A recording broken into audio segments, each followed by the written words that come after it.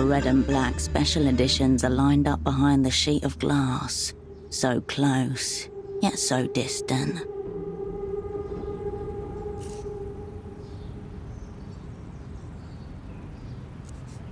You may find it. You're not Portaferran. As he addresses you, the gazes of his two table mates veer towards you, like cataractic headlights.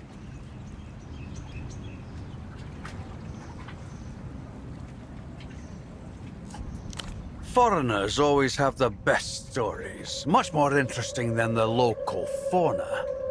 And you're a long way from Marcia. Clocked you instantly, even though your accent has been diluted in the decade plus since you left. What happened, sugar tits? You get lost? Or are you just looking for company? Kill this lecherous geriatric.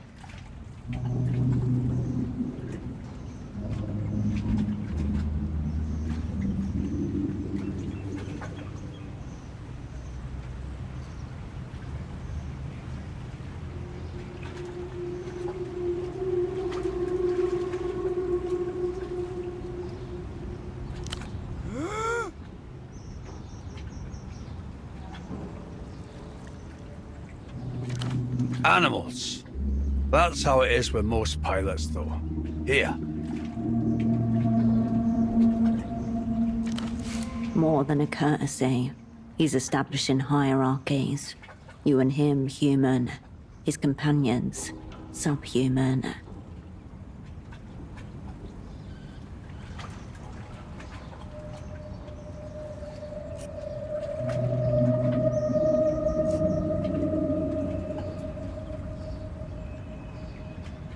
Because I am an animal too. The old man shrugs and drinks it himself.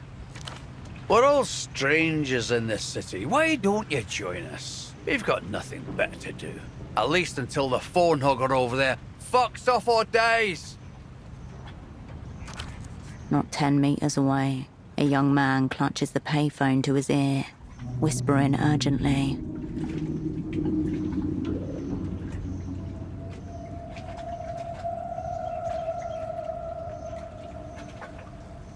Ex-pilots. Does Joe there look like he could get anything up, let alone a plane?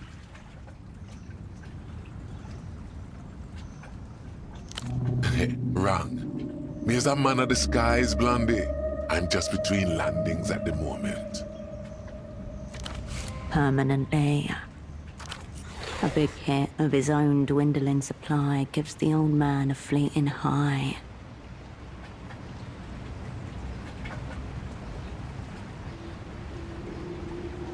That's loud, Joe. He doesn't talk much. I'm Pigeon. That's Slava over there. Slava used to be the name of a fishing port company out of the north. My main cargo for a while. Packages stunk to high hell. Guess. A dirty little city bird. A winged rat.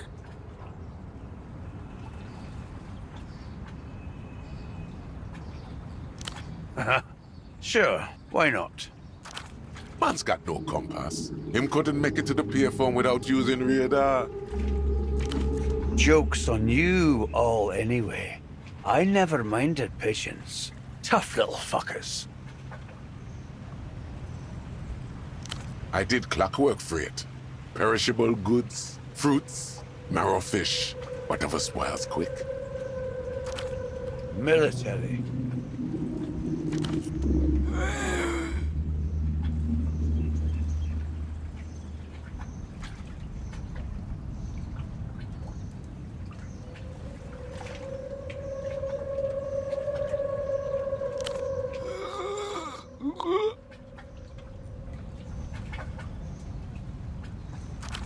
Laujow was what they call a lamprey, people smuggler.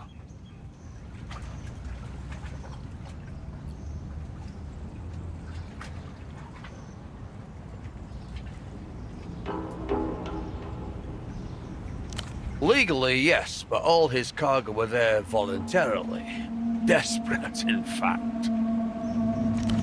Joe ran low-altitude missions in and out of the territories for, what, 10 years? Territories meaning, in this case, the Losers Island states, briefly independent, now re-annexed.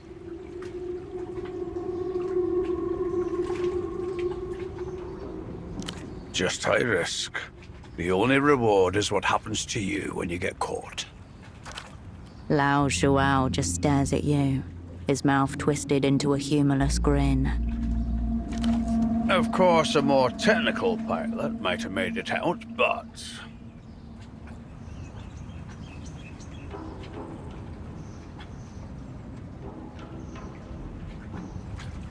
Officially, we're Lusian.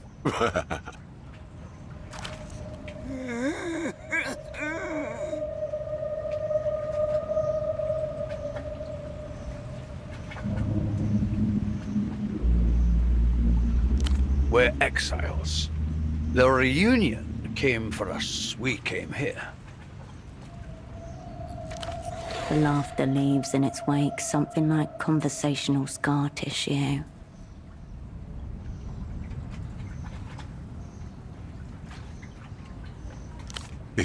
Well, I still have my tenantry passport. Stamped and all. Could fly back any day. All three of the old men break into synchronous fits of humorless laughter. A joke in poor taste. A stamped passport for a country that no longer exists. The pilots exchange a look in silence. Tell you what, Messiah. You grease my gullet. I'll tell you some fucked up stories. You know what he means, but you can't help it. An apple-sized dollop of lard melts between hand and chest as you massage grey tufted folds of old skin.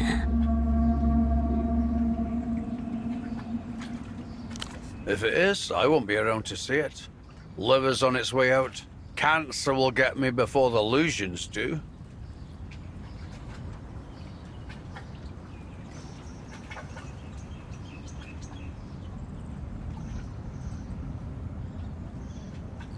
And what? Prolong the terminal phase? Yeah, brilliant idea. Those charlatans do love a dramatic prognosis, though. Anyway, you're the foreigner here, Messiah, so you tell us. The Lucians, think they'll be here anytime soon?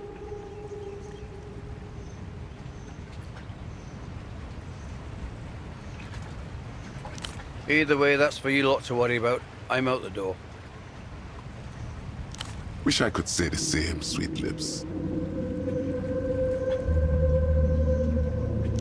He nods gruffly.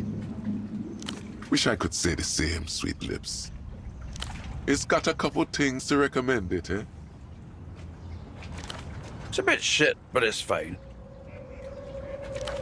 You picture the words in bold on the cover of the world's least enthusiastic travel brochure.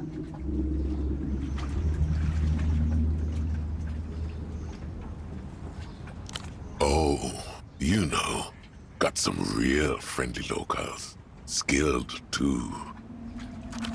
You'd be happy to live on a trash heap as long as you got to keep your phone sex, wouldn't you? He means the Miracle Line. They're regulars. All of them. Wish I could say the same, sweet lips. Just another foreign money, man. City's been full of them lately. Stuck-up little shit. Strolled in one evening, couple of nights back, picked up the phone and hasn't let go of it since. That was a growl, not an attempt to speak. He would be making the same noise if he could talk. Who cares, sugar? No one in a suit ever did any real work. Come on, foreign money men in this city? Empty, obviously.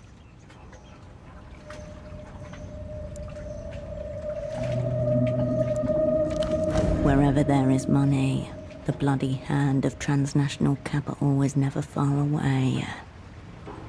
We all want our turn, sugar. He's here every damn day. Stays on the line for hours. Doesn't care one bit if anyone else has had a turn or not. Only shuffles off once the sun sets.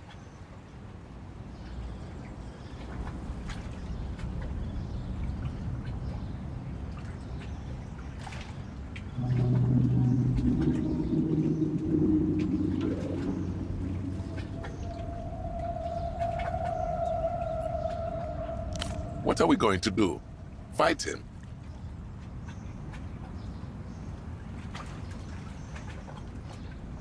Even if somebody pummeled him half to death, he'd feel nothing. He's an empty suit, not even the decency to be sad. It may have been the techno-fascists that destroyed his homeland, but it's the entrepreneurial types that his disdain is really reserved for. Let him rot in him wealth. He's not rich, Slava. He just works for rich people. Ignore the Mercier. They have no idea how money works.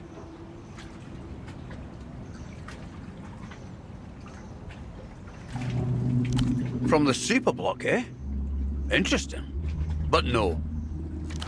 I would say ask the Duchess herself, but she doesn't talk about clients with other clients. She's professional like that. He knows because he's tried.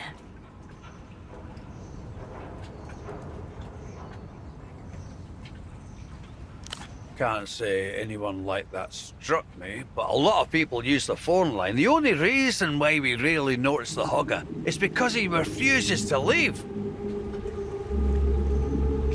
Please, sugar. We can't deal with any more competition. The money man has us down to quickies.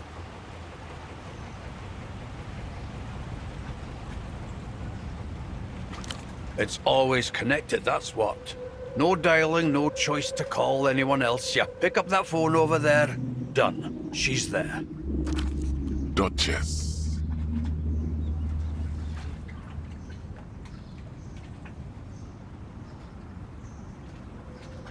Coin got stuck in there sideways. Devil knows when. Phone call's been going on ever since. One big session, sugar. At least 5 years long and half the city wide. Duchess versus the world.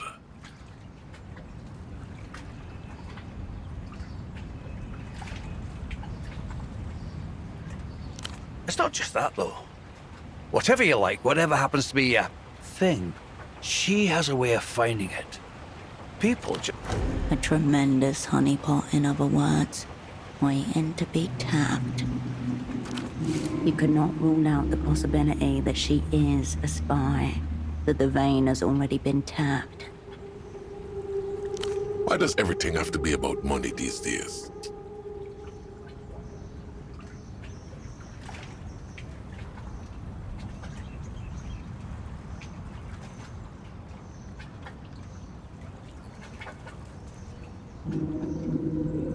The pleasure of our company. If it is about money, it's not in any way that concerns us. Line's been free for as long as anyone can remember. They act like the issue of money is secondary to the existence of the miracle line. It's not. This is the issue itself.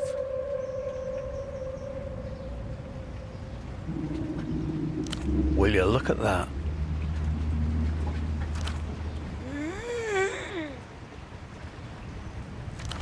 Now where did a sweet thing like you pick that up?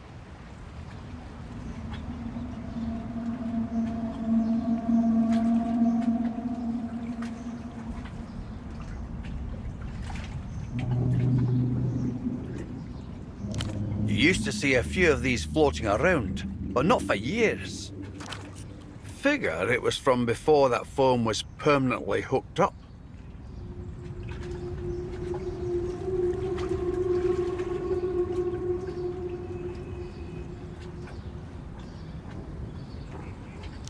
I got nothing to hide. Can't speak for pigeon though. Pigeon rolls his eyes and feigns indifference.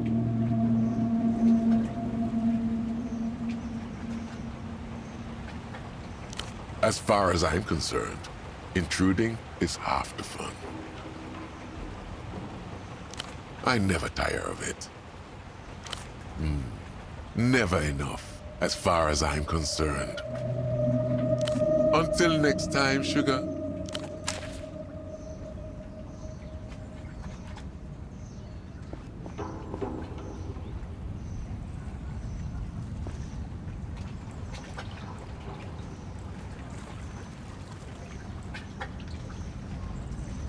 Unwise to your presence, a lanky young man presses the handset against his flushed cheek.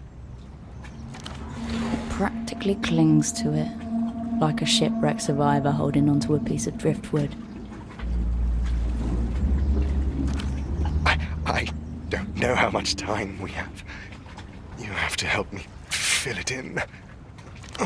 Whatever the person on the other end of the line has to say to that, it makes the man's eyes squeeze shut and his mouth slacken in a guttural groan. The line appears to be occupied. I can't possibly perform under these conditions. You have to make me.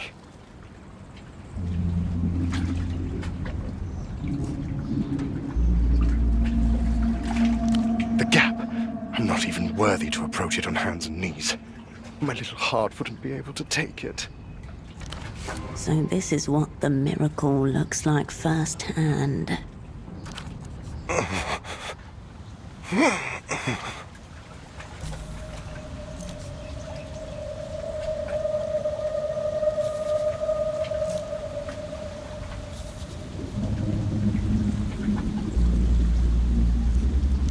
No response. He's too deep in his own world. Oh my God. You can't do that to me. But you really, really should.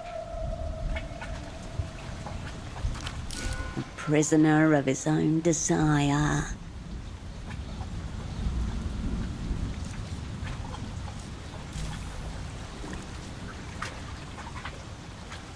With a jolt and a sharp glance, the young man pulls his shoulder away.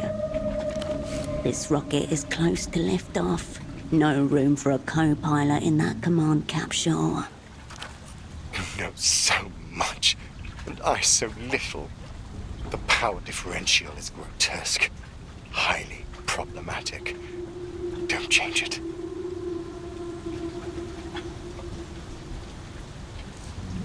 I'm a faithful dog. I know nothing. I question less. He whirls around, eyes ablaze with indignation. This is a private phone call. Please excuse yourself. I saw her talking to the Oat pilots earlier. They must have sent her to listen in. Do I want her to watch? Oh, maybe, in theory, but you should see the way she's dressed. Her coat, it's see-through like a grocery bag.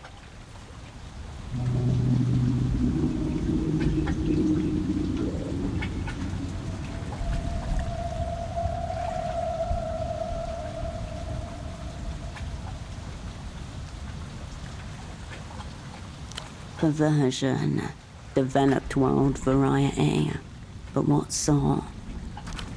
Please, I need to feel like my position's in jeopardy.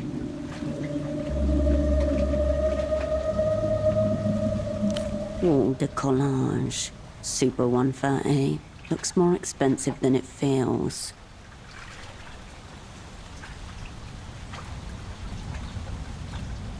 The man wedges his index finger between his tight collar and neck.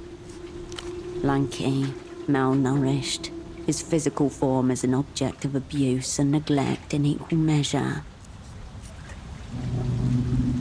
His lungs and liver foremost, you can tell by his one colour.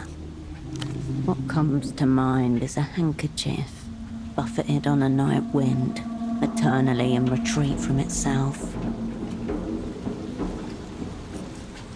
On the contrary, he's been making 250k a year since he was 22. plus the old pilot was correct. This man works for MTAR.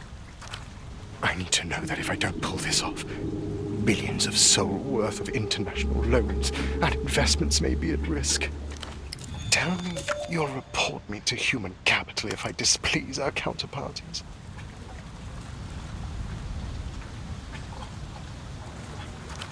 Now if you could just get his attention.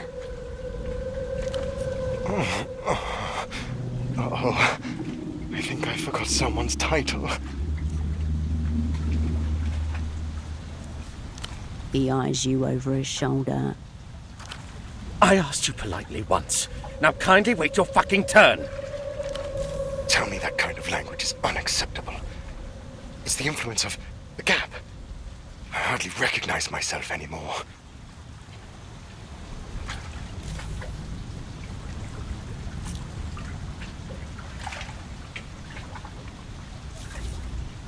He can barely keep still, visibly shaking, but also contorting himself into bizarre body knots as he talks.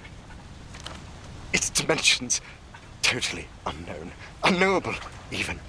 And yet it demands that I plan around it. He drops his voice to a whisper, seemingly aware of your presence. He wheels around and faces you.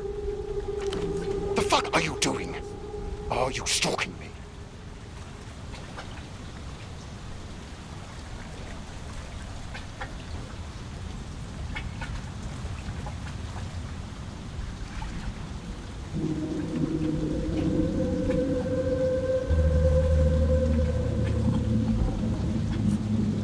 Questions?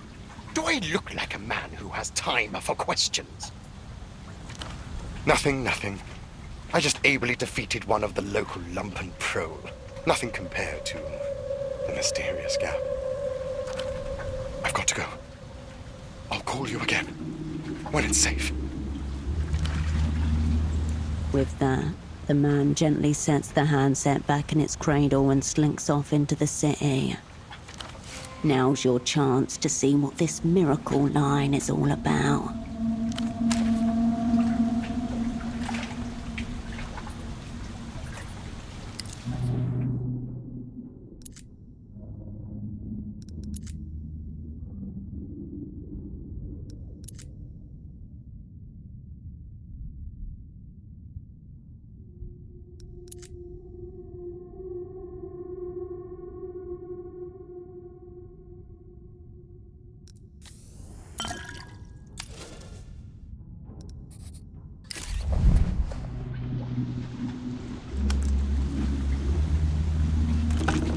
The now unoccupied payphone stands half embedded in a concrete pedestal, its frame weather-stained and dulled.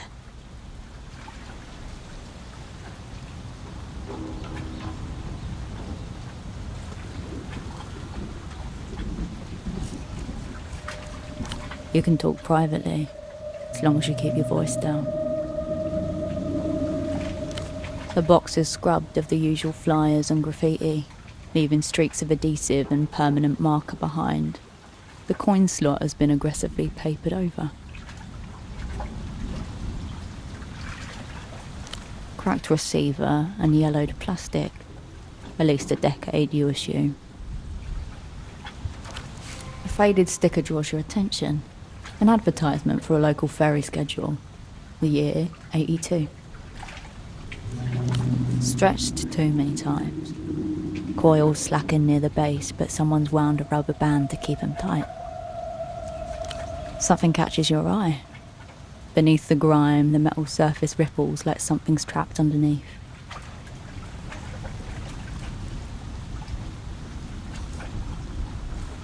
The grime yields in oily streaks. Slowly a shape emerges, rounded and friendly.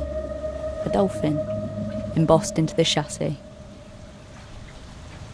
The engraving's shallow, eroded by years of neglect but legible.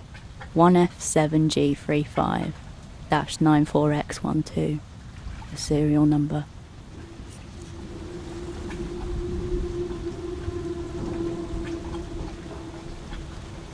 Only one way to find out. Head to Party Alley. With luck, it'll pull down the line signature. You relax your posture and take a step back. You lift the receiver to your ear. No dial tone, only a crackling silence. Now there's a voice I've never heard before. Hello, darling. I like how you sound. A soft, excited laughter folds into each word, like sugar melting into warm cream. Lovers call me Duchess, but you could think of me as the miracle. I'm glad you called. I feel like I've been waiting for you.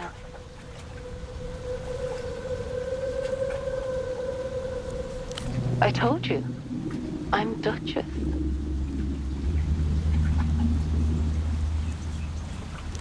You don't think I'm real, darling?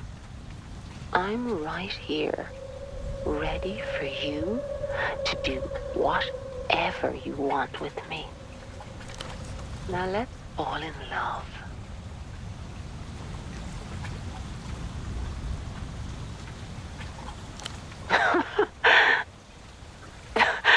Is that a type of person?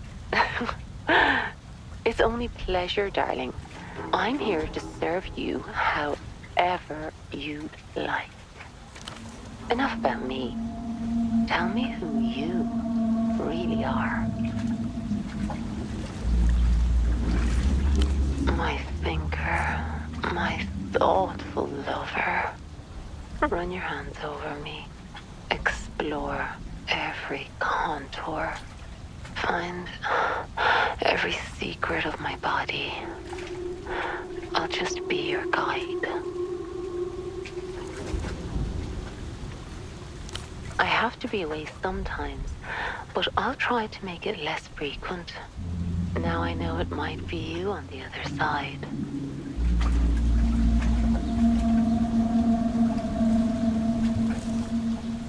But don't you worry about me, sweetheart. I'm looked after just fine. A sock importer? Is he a friend of yours? An enemy? Do you want to hear about him fucking me?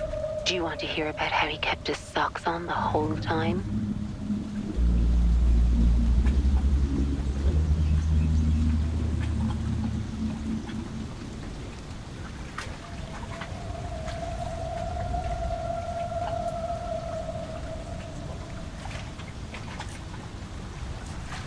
You tell me, baby. Did he? Was he good? Bad? Am I wearing his socks right now? I can't discuss my other lovers, baby. Please don't be disappointed with me.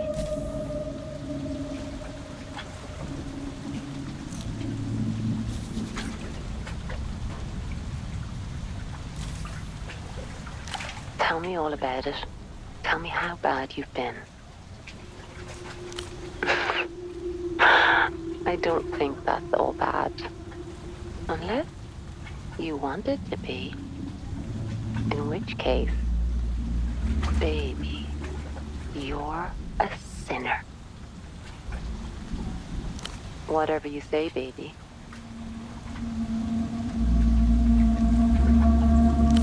Anything, darling. Let me inside your head.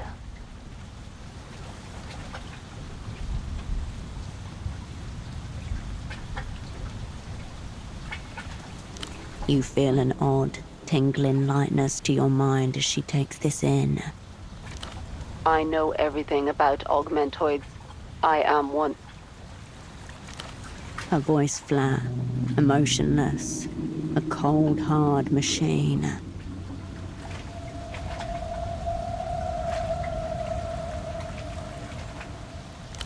It is my only voice. I am an augmentoid.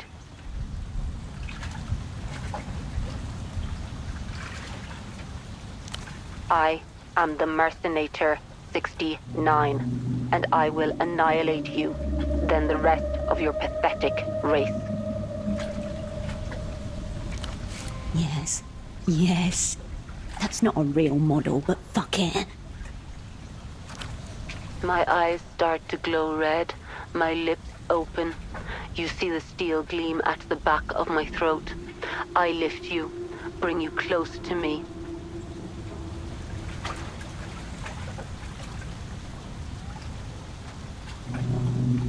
I grab your super cool sword by the blade, bending it easily with my metal grip. I miscalculated how sharp and cool your sword was. Ah! I scream as it slices through me, sparks flying from my halved body. I try to crawl away, wires dangling. I cower to the ground, your blade slicing through my forearms, my chest, my neck. Sparks fly everywhere as I scream and choke. Ah! Ah! Ah! She coughs, and the sound turns into warm, gentle laughter. Sorry, sugar. That augmentoid voice is hard. Nice kill.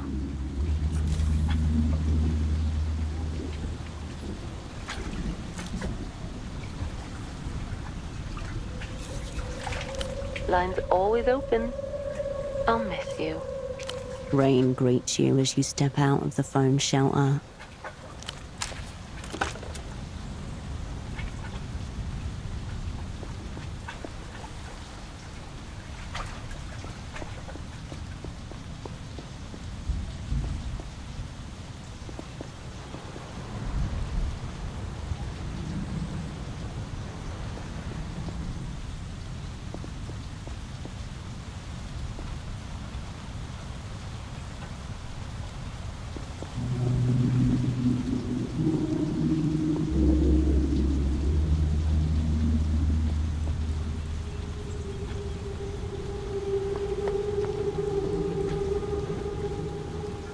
You return to the animal zone.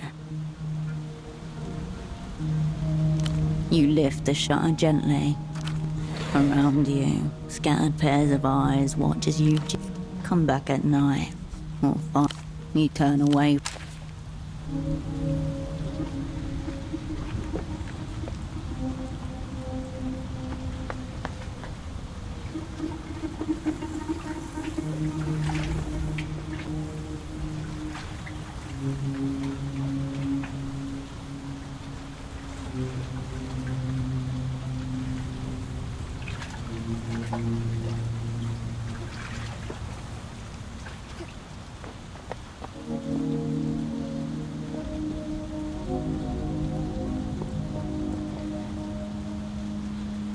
You approach the still door again, this time knowing who it belongs to.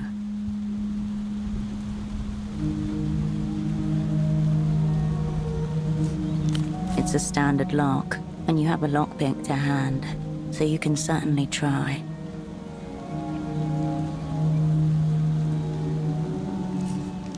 Silence from the other side.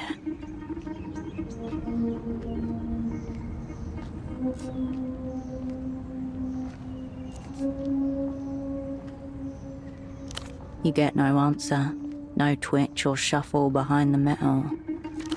Yet you can sense something leaking through the door seams. Unearthing. Contamination.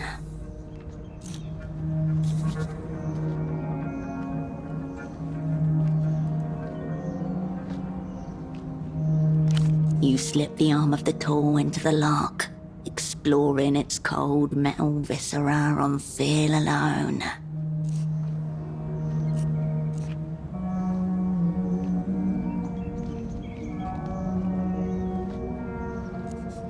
You focus into your hand until the tool becomes a part of it. You feel the pins relent. Believe in your lies.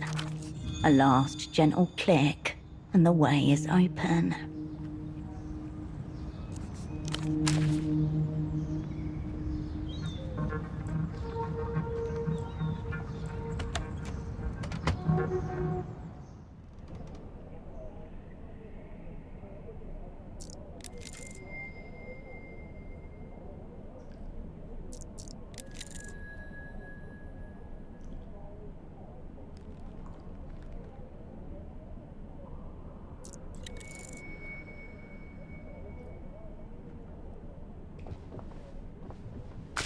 A ruined sofa with a sad story to tell. The air hums. This is a spy's death. No regular crime scene, not just motive and victim. An echo of fairy tale, tracings of black magic. Everything glows in the dark. Too much. Update. Asset taxman was unknown. Now zeroed out. Multiple assailants going by the footprints. A brief struggle. Then the inevitable. The stereo system is facing away from the sofa. Think about this suboptimal room layout for a moment. It's much easier than looking at the blood. At the start, at least, this was not a clean hit. The aftermath was the point. This is a warning. The blood is curdled and cracked, the color of old brick. A week ago, maybe more. The way espionage crises always go. People collide in slow motion, gripping the outer edges half blind. Bodies mount, telephones ring.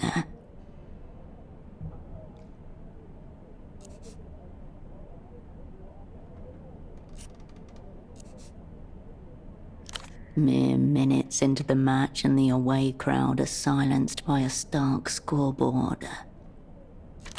Enemies 2, Cascade 0.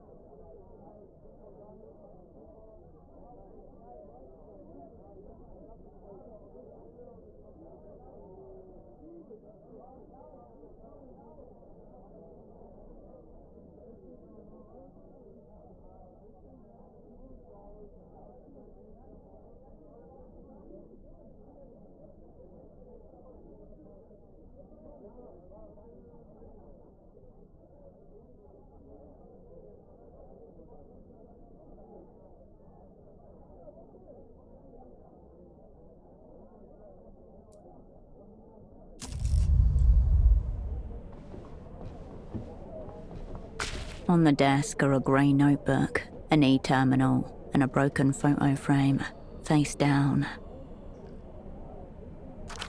Next to the frame is an eye with a long single teardrop, shaped out of a fine white powder.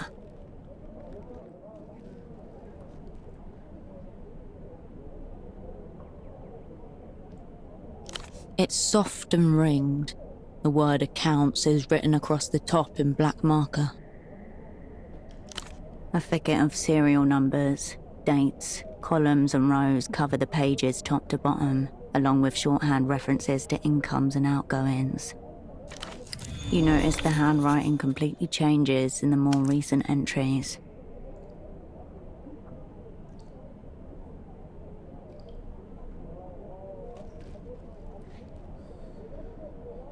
The first dates back years, harsh-lined, heavy-handed, all capitals. Tempos. The second set is an elaborate looping cursive. Some of the eyes have little hearts instead of dots. There are none. The first set of handwriting even uses the word cunt with the same wild abandon as the second.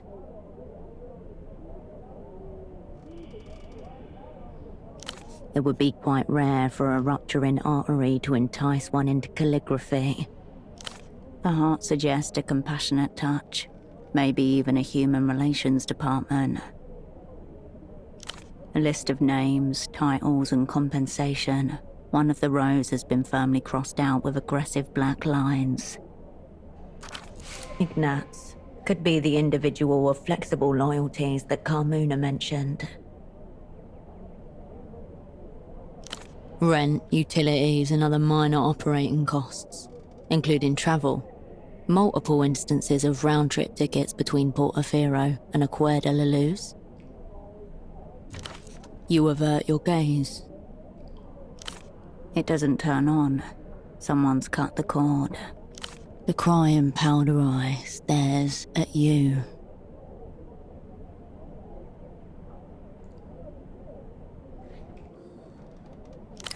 It is a signal. The crudeness of it points towards a sick joke by the weeping eye.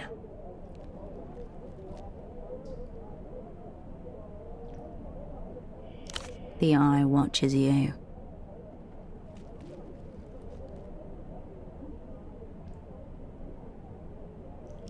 The eye dissipates. As you turn the frame around, dust falls and a blade of light momentarily obliterates the row of faces presented.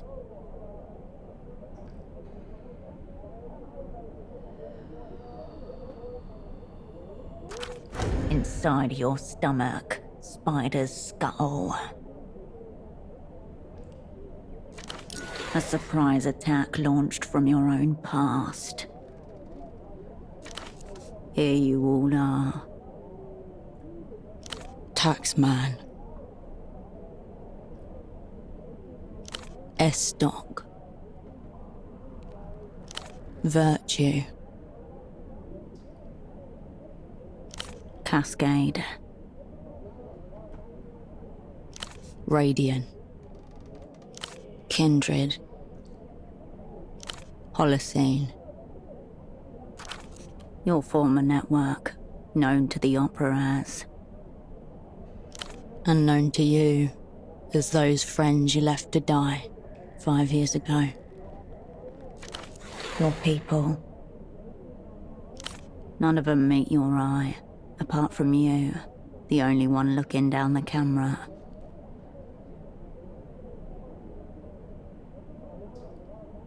What a thoughtful gesture. Very late, but you slip the photo out of the frame, into your pocket.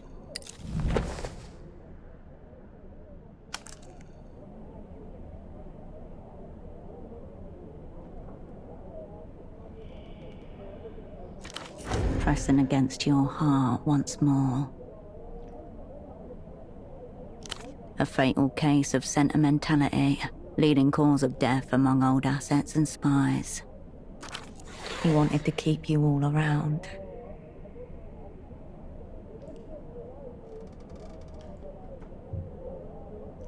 You did what the assignment called for, what you were told to do. Some memories warp and bend with handling.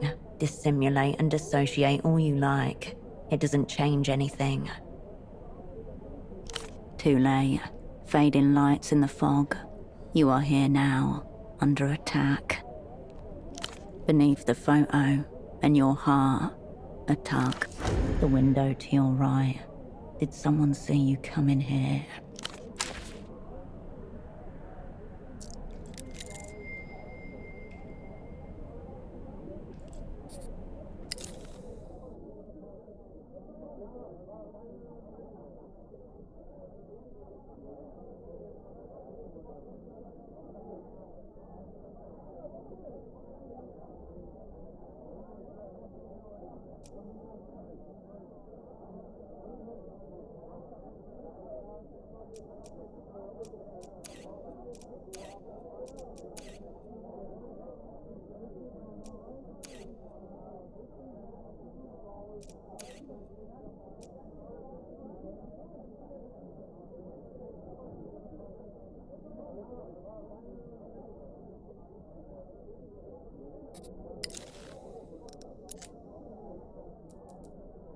You hold the photograph in your hands.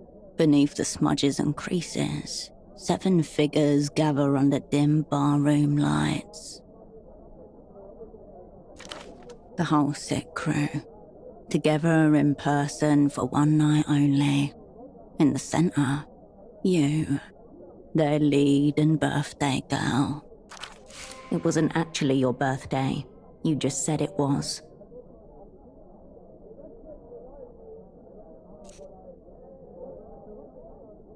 One more lie for the lie pile. No banner with your name, no funny hats, no cake. A cluster of faces packed into a corner booth of the fogged mirror. Each familiar to you, but not to each other. And yet in the photo, all are smiling, oblivious. There's Tempo, off the drink and vocal about it. He's still the loudest and most aggressive person in the room on just a soda and lime.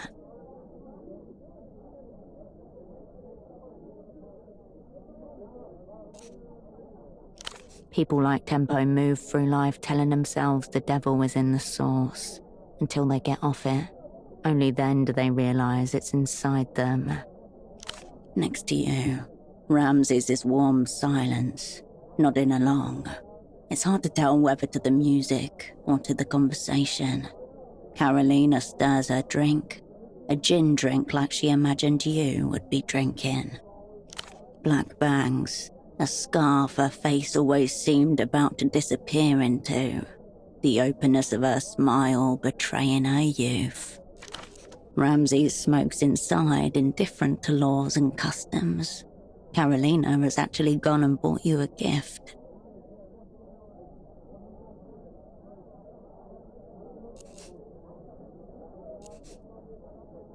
She says they remind her of you. Now they remind you of her. To your other side, Vespar keeps disappearing and reappearing with 2 small glasses of schnapps at once. The second one he calls his insurance policy.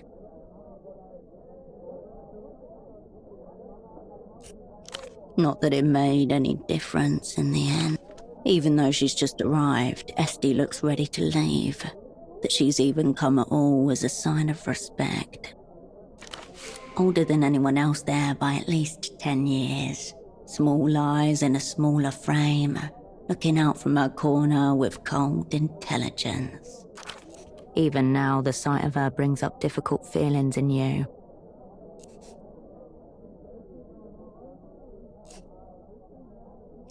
Holocene arrives last, thinking it's only going to be the both of you. He goes pale when he sees your entire network gathered in one place. He's appalled by your sentimental fallacy and threatens to report you to your controller.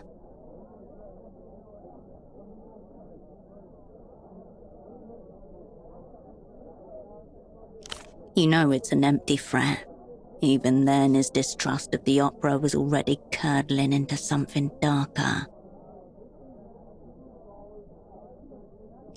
The last thing any network should think of.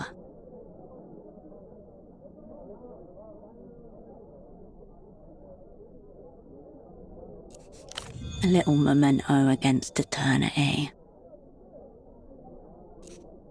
It disappears back in your pocket.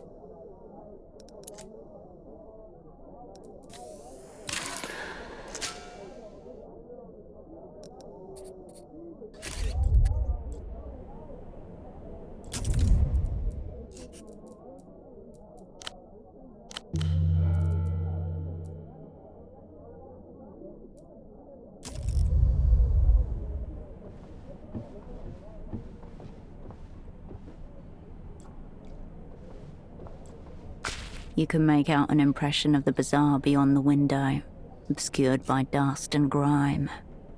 You gather up your sleeve and exhale onto the window, where your breath reveals a clear handprint in the dust.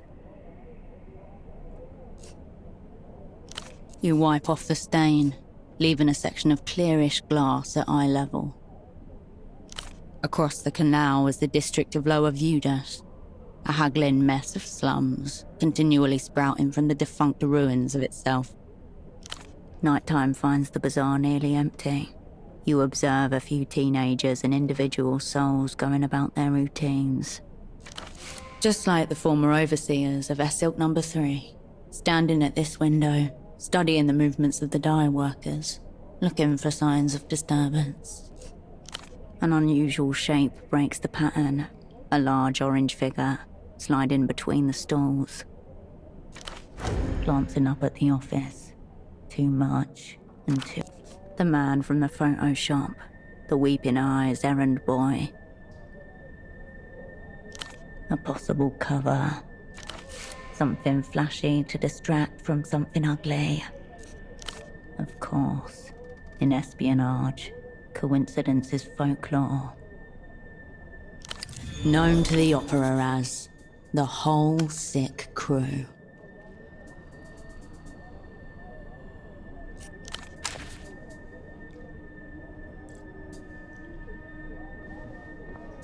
The desk is as you left it. You turn from the desk, back to the ransacked room.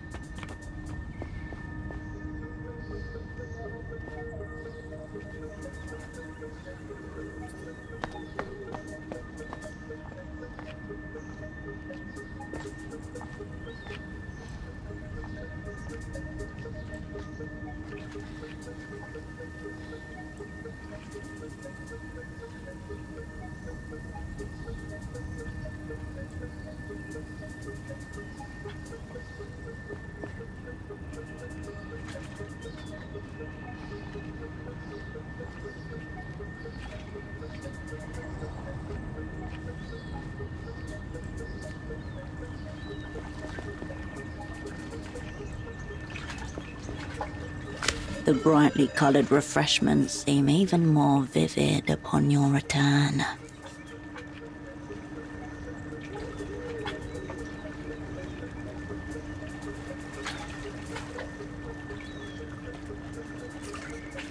It's not been long since you broke into one of these. Best give it a bit more time before you strike again.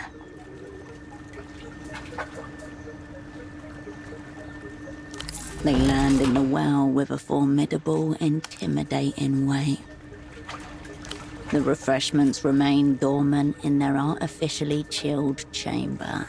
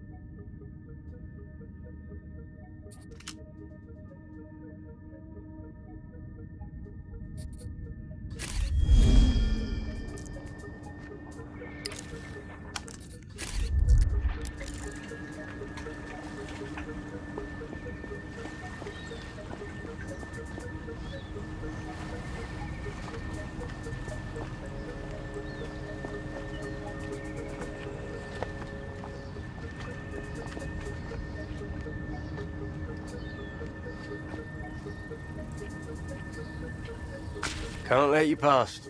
We got a mother situation. Just like I told you, Mother's out for her constitutional.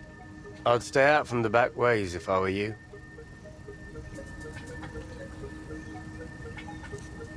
The main entrance to the east. Please do not panic.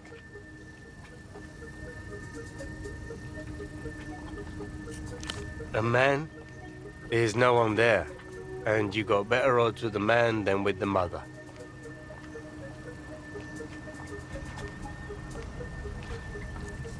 The mother took out a whole squad of carabineros once. Bullets bounced right off her hide. I ate the faces of every one of them. And their big hats, too. Good. Morito always advises that.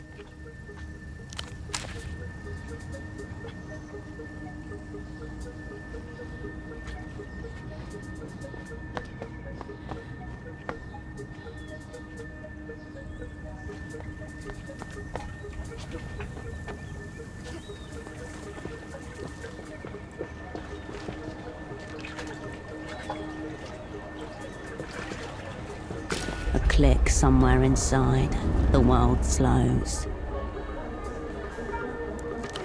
A sudden release of epinephrine into the bloodstream. Danger, line of sight. You lock eyes with the man from the photo shop.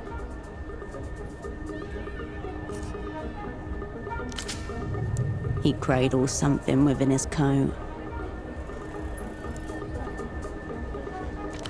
His words return. A little photo should not count as a crime. It's not like it's a loaded gun or something. The time to act is now.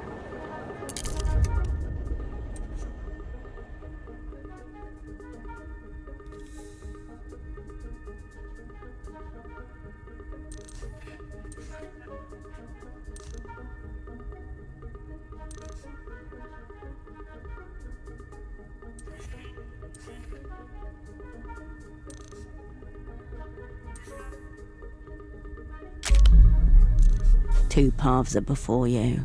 Go straight or go down. Engage functional invisibility and waltz right out in front of his eyes.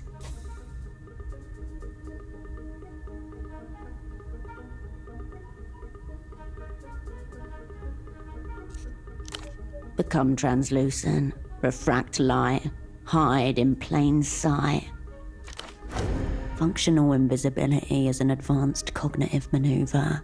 These tactics are not officially recognized by the Operant Bureau, though operants share rumors of their success.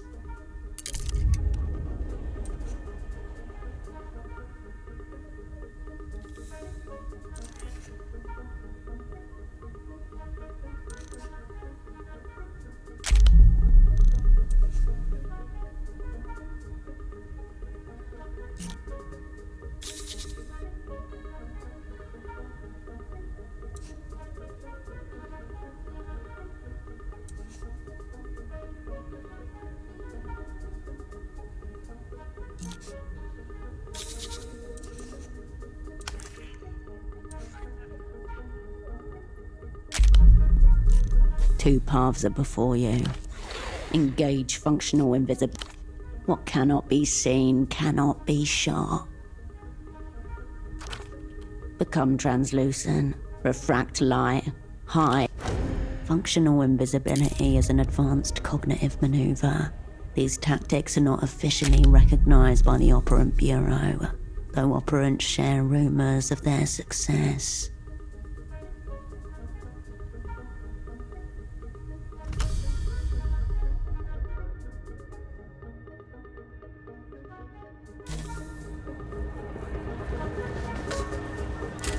Your muscles tense up in anticipation of the launch.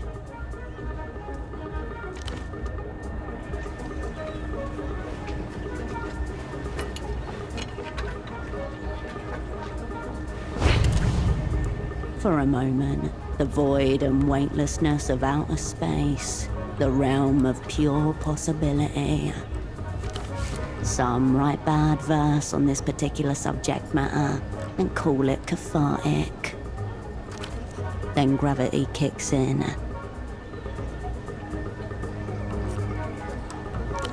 You do not fall, you descend, a moon knocked off its center, hurling towards the capital city. Tail.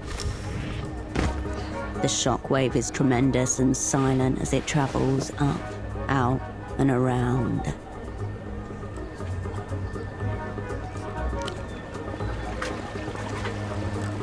You're evading the line of sight for now, but not for long.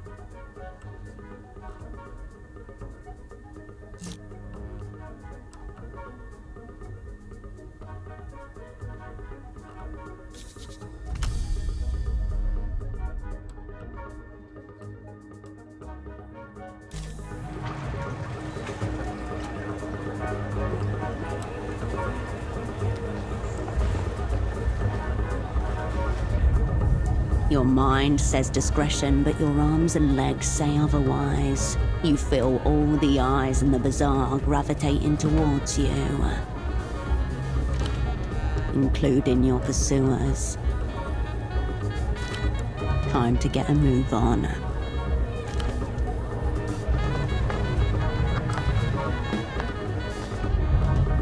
You hear the whine of a 50cc engine. A small tuk-tuk appears in your peripheral vision.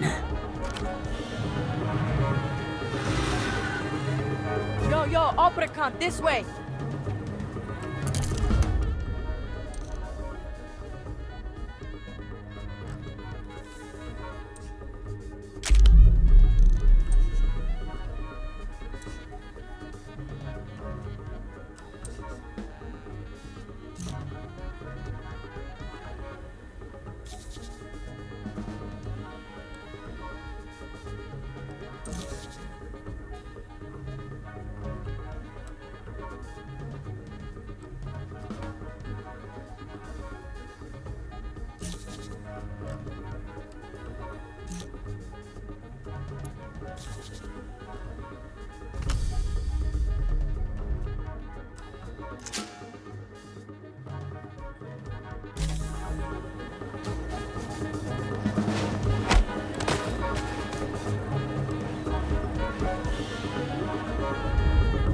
You trip over your own shadow.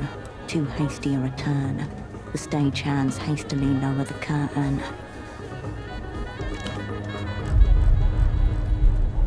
Lights out.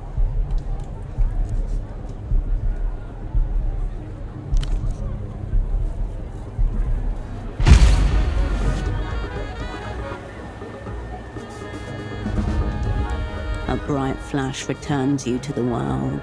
The man lowers his camera. Welcome to the violent canvas that we call society. This result is the exact opposite of what you've been trained for.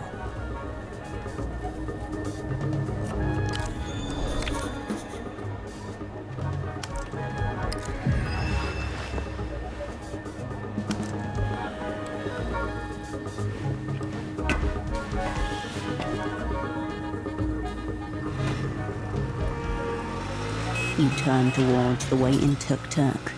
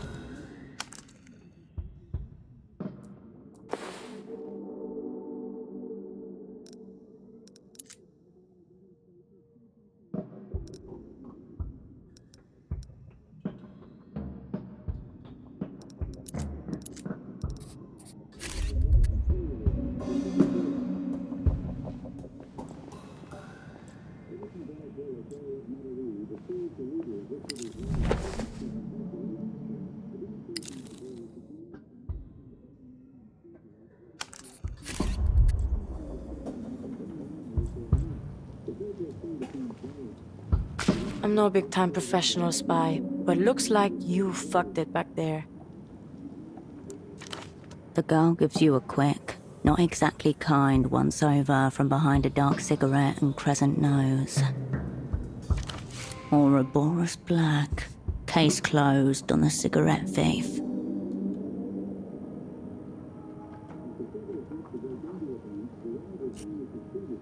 And you must be his so-called friend, Herschel.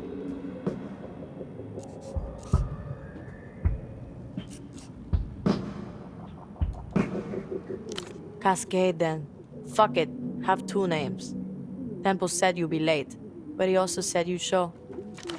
Your former asset was swapping secrets with a teenage girl. What is occurring here? Not that. Probably. The man was a committed homosexual.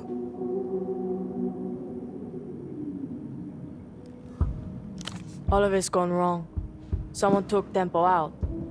The whole way out. Who do you think found the blood? A trembling young hand searches for the bite of the dead bow. It takes 5 attempts. He's dead. Turbo dead.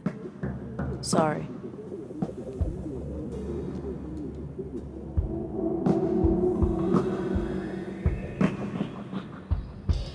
Tempo had enemies in every direction. Take your pick.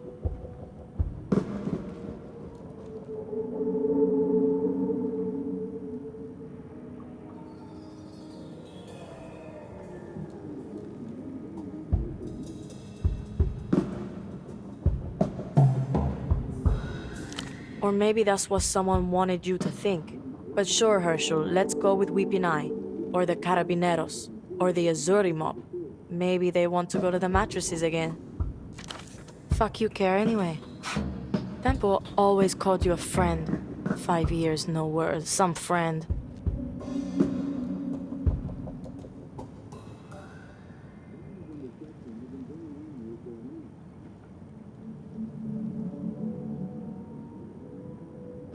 Yeah, but everyone says that. Because it's easy to say. From a nearby apartment, the muffled sound of a beautifully played piano gently shifting key. Anyway, he's gone. So now it's me or it's nothing. The girl studies her half-dead cigarette and falls silent. From the photo on Tempo's desk. That was all of you, right? The whole sick crew? Thought so.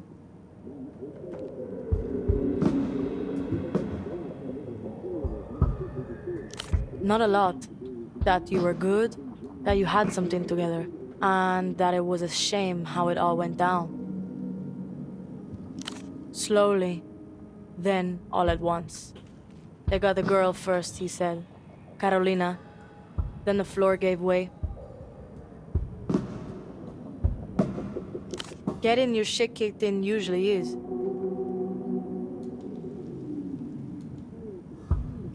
The ritual, obviously. Has it started yet, or what? Cascade or nothing. Tell her Taxman is ready to begin the ritual. That was Tempo's message to the opera. What's it mean?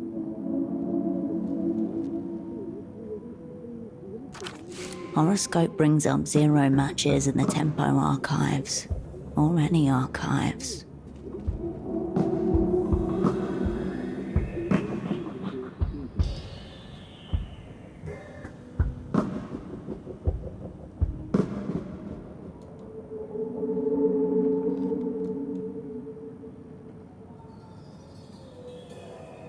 I really hoped you would.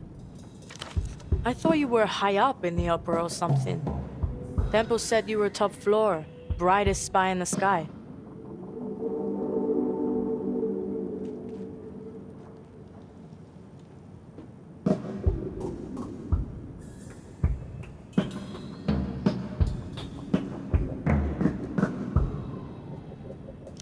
What's that mean? Are you still a spy?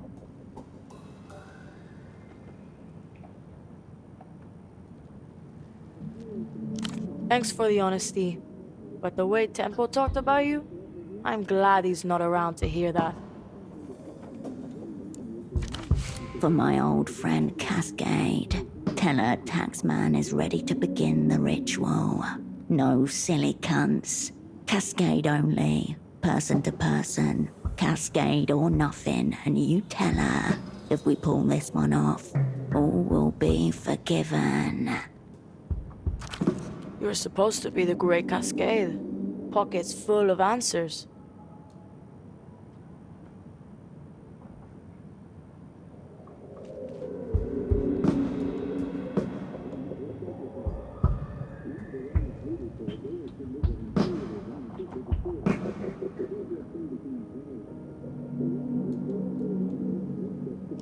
All my cards coming up. The girl closes her eyes, then opens them again. Smoke drifts from her nostrils. Quiet, Herschel. I sense the presence of spirits. They want to commune with us. She is iced over with sarcasm. Yes, I hear them. They're close. They're whispering. Ritual's completely fucked. It's gone. Unless you can find this old Luthien guy. Before Temple got knuckle-flicked off the board, he was setting up a massive deal with some Luthien guy who's like 1,000 years old. Someone way high up. My best guess? This ritual's all tied up in that. Ritual, deal. You could easily hear Tempo exchanging one word for the other.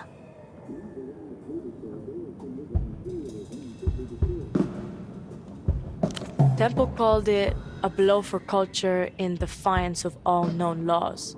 And he said that if he fucked this one, the Weeping Eye would kill us all.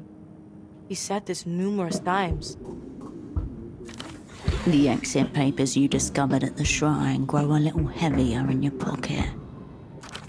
Seems that prophecy is coming to pass. Temple was first, a blood sacrifice in his own office. Next is me. Then you, probably, if you're still around. You're part of this deal now.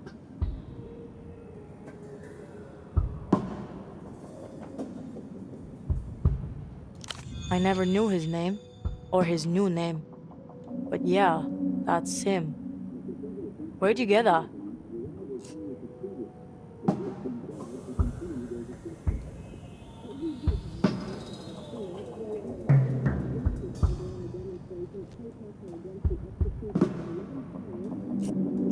You mean the shrine with all the pictures of dead people?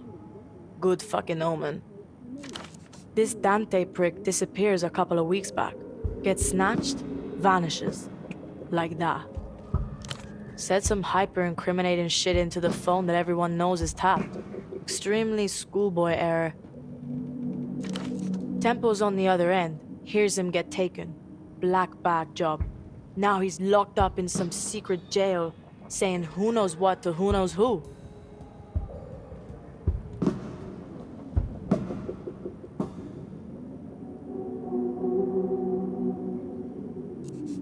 Right.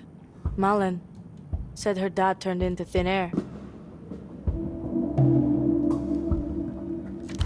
She doesn't smile much anymore. Not a great look when you're trying to sell parties to people. You should see her fucking receipts. Yeah, it's right under the flashing neon sign that says secret jail this way. Sorry. It's been a tense couple of weeks.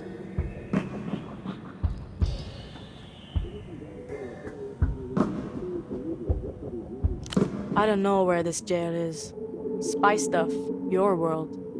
I'm useless here. This old guy getting snatched really spooked Temple. Like weapons-grade coke binge spooked.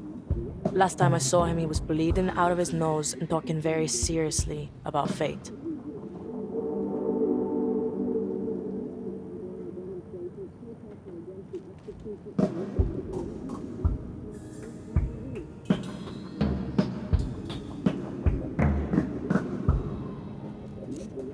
Correct. You've got me in this safe house, and I've got you. Not on coke, but I am spooked the fuck. You need to find this Olusian guy and either just bust him out or shut him up. If this ancient prick spills on our massive deal, we're all fucked. You, me, and everyone. Here's your best shot at completing the assignment you were never officially given. This fixture is not yet rained off. The scoreboard is bleak, but there is still time to turn it around.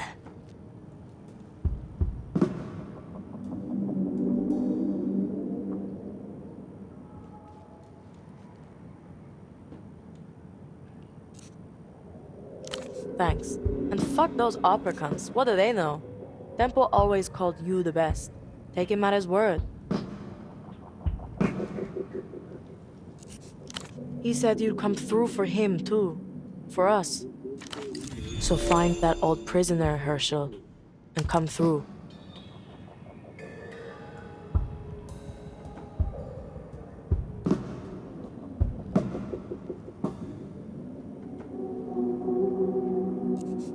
Yep. Tempo offered him safe passage through Portofino, set him up with a new life. He was good at moving people and making them up.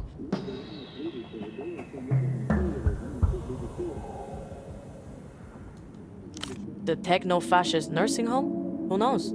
Probably death in some form. Something he called the Mega Violator.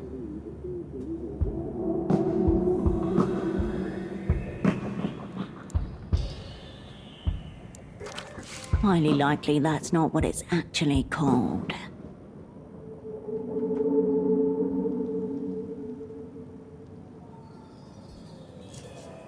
Yeah, probably need both hands though. That's the mega part. Dildo nom de guerre, in recognition of its heft. The illuminated cunt never came through with it. Or at least, he didn't have the chance. So who knows where that got to? Only shot we got. It's you and me, Herschel. One cunt down, two more behind the ghost of him. Her hand reflexively reaches for the cigarette packet jammed into her left bra strap. She smacks the packet once against the side of her head, then flips open the top and plucks one out. A far too familiar gesture. Something grinds and sparks against the inside of your skull.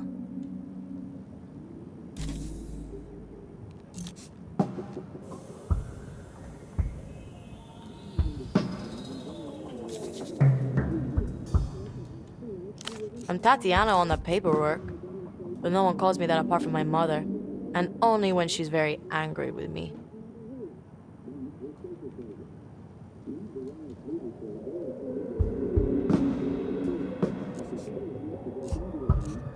All right, you can have it straight. My name's Yana, and I'm the fucking man.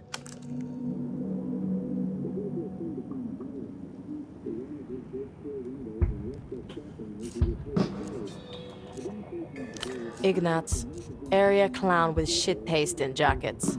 He used to work at the bazaar till Temple sacked him.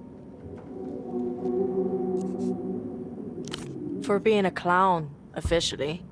And unofficially, for maybe going in with the weeping eye.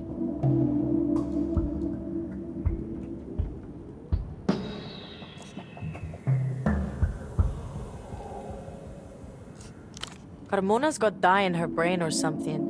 Whatever she comes out with, assume the opposite. Either way, Kuntz just bought himself a lifetime ban from the bazaar. Welcome to the delinquent heap. On account of my many enemies. Enemies all the time. I've got a lot more problems than the ones you're bringing me. And I've got solutions to those problems in motion.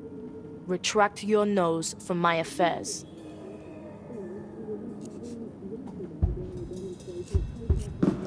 The girl inspects the disc over the top of her cigarette. This is one of those Einzel fucks Petre won't shut up about. Fuck me, there's two of them. I know she's missing, but that's no state secret. Whole world knows that. Kidnapped, I heard. Sad end if it's true. I'm not.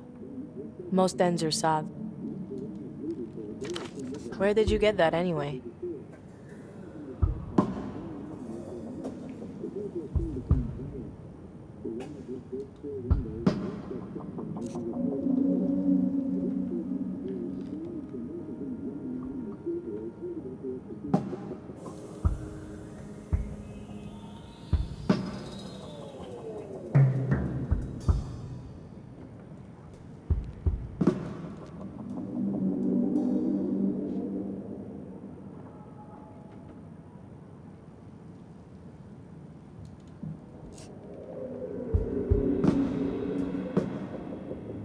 People don't just leave rare shit like that lying around.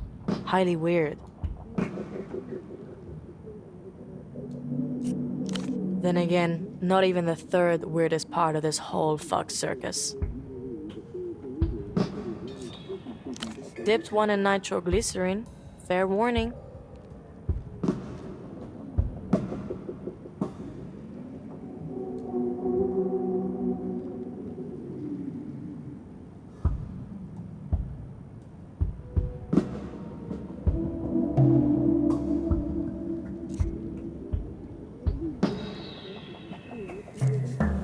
Greedy cunt. You rest one on your lip and pocket the second for later.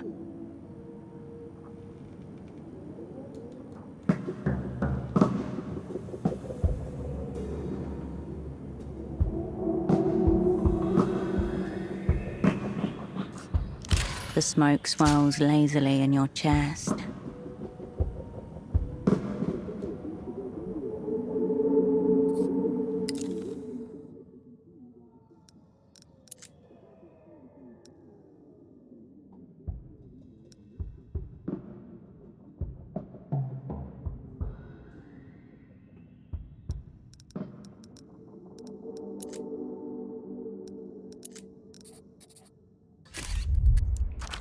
Don't think you're getting another one, because you're not. Alright, Herschel. Psychologize me.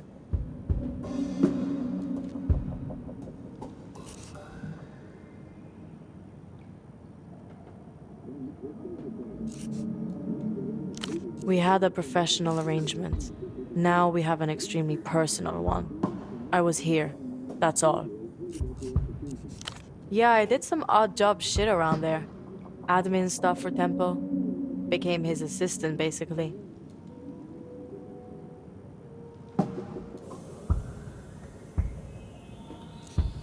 I'm a criminal prodigy. Best in show. Fleet of fucking foot. I was just Yana. The bazaar took me in. Tempo kept me.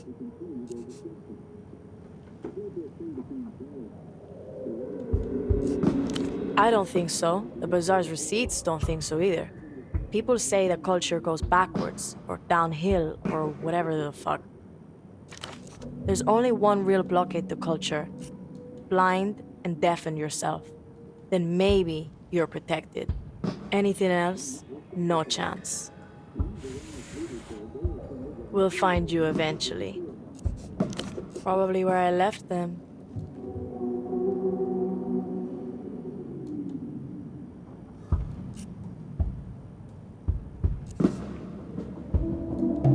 Who are you? Social services? Fuck off. I'm retired.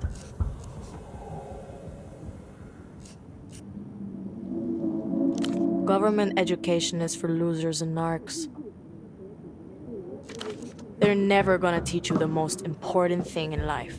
How to make fucking moves. Hold on, don't I get another name? Like how Tempo was Taxman? Could go with Tax Girl. Strong thematic resonance.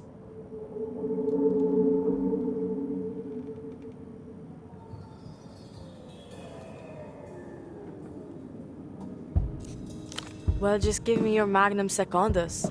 You can do it. And it better not be tax girl, or I'll kick off. Speak your piece.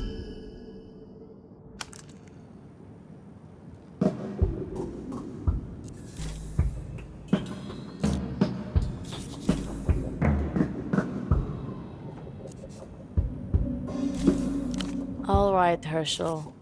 Fine with me. Keep your powder dry, Herschel.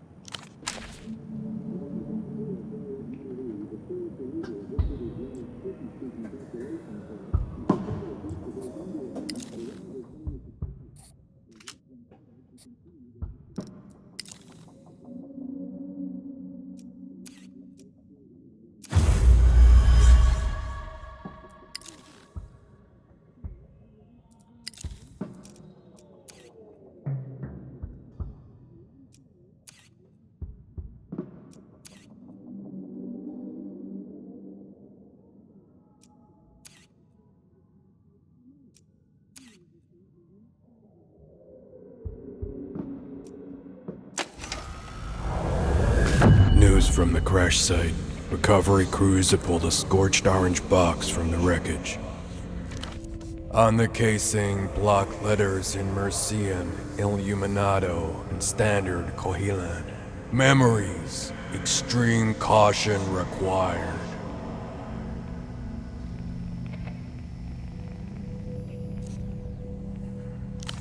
Initial reports say the contents are virtually pristine, untouched by extreme temperature or blunt trauma. Definitely not.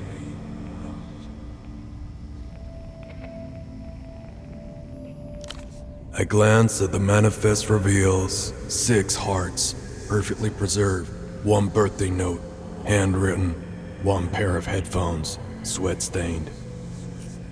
2 packs of black cigarettes, for a mark, 2 portafirine fighting beetles, 1 faded receipt for 2 schnapps at the fog mirror. The box isn't designed that way. The past is being kept under high pressure. Pull the release and the hatch blows right off. The metal release handle is cold to touch.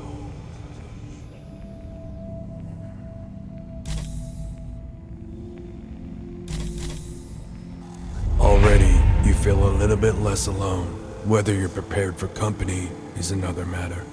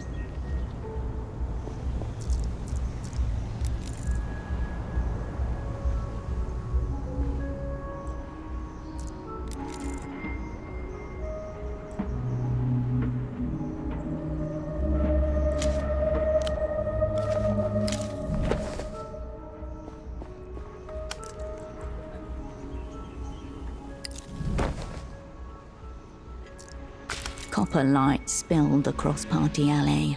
With the tip of his cigarette, Vespa indicated another building. He'd lost track of how many. Love Hotel. That one was cinematic. He looks to you, half a smile on his face. Double murder. Couple months ago. The man was a baby-faced boyavik of the Azuri mob. The woman was married, not to him. Both shot in bed. He was all right.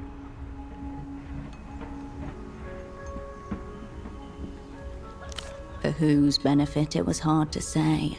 Sometimes it just seemed he needed to get them out. Little bit. He was a fast riser among the Azuri. Had some funny stories. Couldn't drink for shit. He would have made a great snitch. His gun was still holstered, tangled up in his pants. Certain deaths can't help but take on a metaphorical quality. Ah, well. Let's fucking go.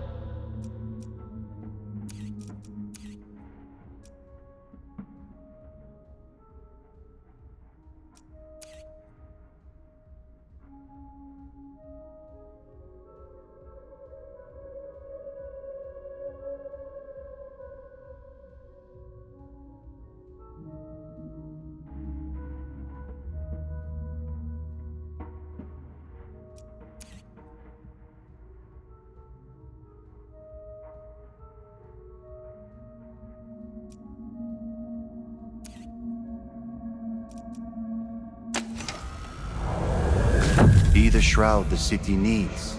Walk the streets, snuffing out lanterns and hope.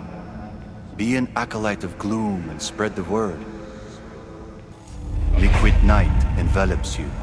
You pour forth.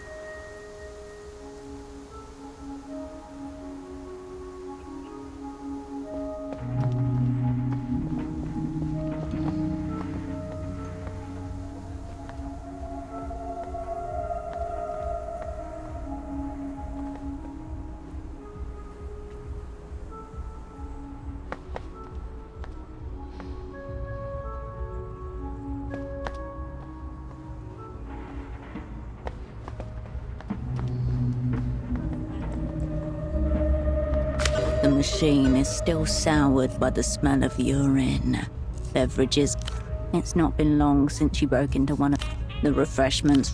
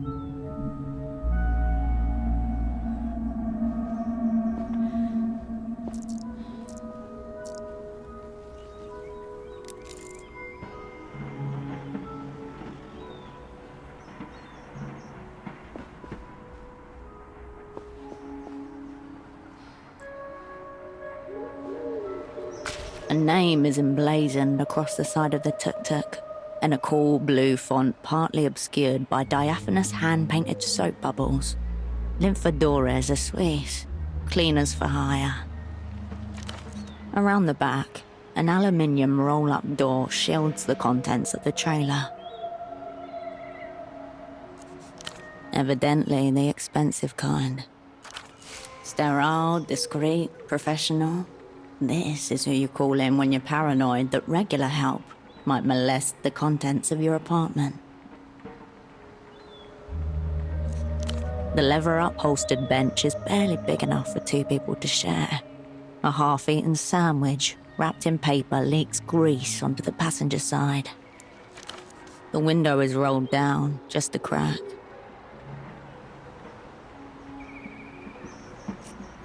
You can see the contents nestled between two flattened plantains, fried shrimp covered in melted cheese. Elderlaw de Venus, extremely popular at pelota matches, and the main cause of Portofero's looming epidemic of No one abandons a sandwich like that for long. Someone has jammed a half-empty spray bottle of disinfectant and a damp rag into the shallow well on the dashboard, and there's a parking permit for 422 Calle Espinas, taped to. The only other touch of the personal is a copper medallion hanging from the rearview mirror. The cheap metal was oxidized, a green patina on an embossed 8-pointed star. Some astrological thing. Who can keep track of it all? The cleaners, wherever they are, have left little trace of themselves or their equipment inside of the vehicle. The roll-up door is bowed in, half crushed. The aluminium edges are misaligned, leaving an awkward gap that's desperately bridged by a worn padlock. This tuk-tuk has recently suffered a rear-end collision. That padlock is under sustained physical pressure.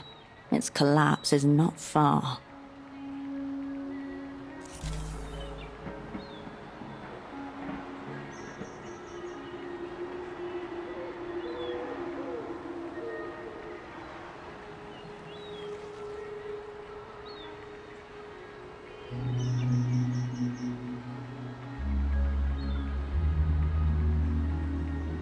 The old padlock, under stresses it could not possibly endure, shudders and pops open. The small space is tightly packed. In the corner is a selection of buckets, a rack of brooms and mops mounted on the wall above them.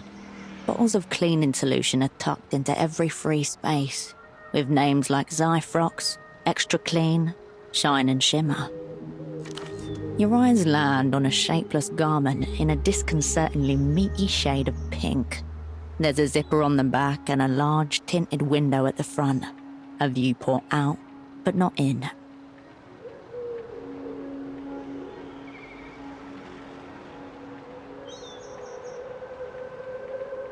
Anything that obscures your face is good, when this suit has the advantage of obscuring your humanity completely. The suit slides off the rack and into your hands.